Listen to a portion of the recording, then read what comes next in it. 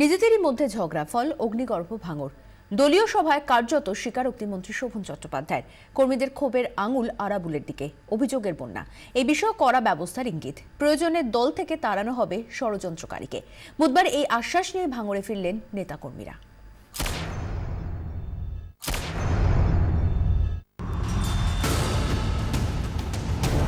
আগে শান্তি, পরে রাজনীতি। বসন্ত পঞ্চমীতে এই বার্তা দিতেই ভাঙড়ের নেতাদের ডাক জেলা সভাপতির। বৈঠকে পঞ্চায়েত সদস্যদের ক্ষোভের আগ্নেয়গিরি আরো একবার ফাটল তাঁরই সামনে। আরাবুল বা হাকিমুল্লাহকে চিন্তা ভাবনা করবেন, উনি সব শুনলেন কথা।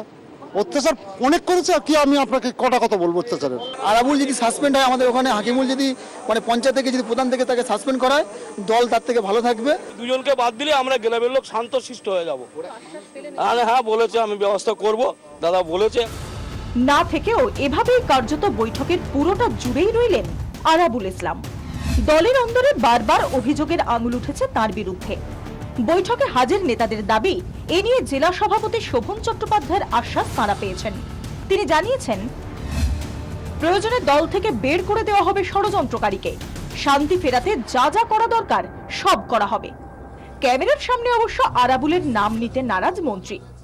দলের কর্মীদের সঙ্গে সামগ্রিক আলোচনা, I should not open it to press.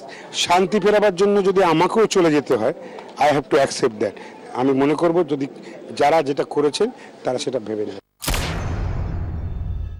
ভাঙড় শান্ত রাখতে নেতাকর্মীদের বিশেষ উদ্যোগী হতে এদিন নির্দেশ দেওয়া হয়। গন্ডগোলের মূলে যে অন্তর্দ্বন্দ্ব মেনে নেন কোথাও।